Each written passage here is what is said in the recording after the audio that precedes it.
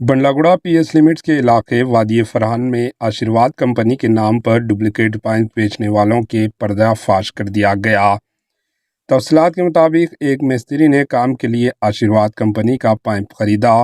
Quality ख़राब होने की बिना पर मिस्त्री ने आशीर्वाद कंपनी में पाइप के ख़राब क्वालिटी की शिकायत दर्ज करवाई, जिस पर आशीर्वाद कंपनी के एक अफिशियल ने मिस्त्री की जानिब से खरीदी हुई पाइप की दुकान का मुआयना किया, जहां पर आशीर्वाद कंपनी के डुप्लीकेट पाइप पाए गए।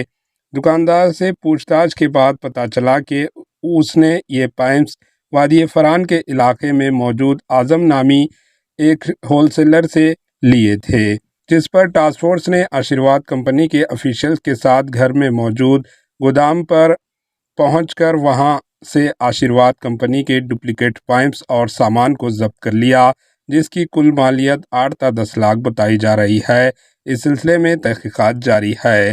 Bureau report, HN news.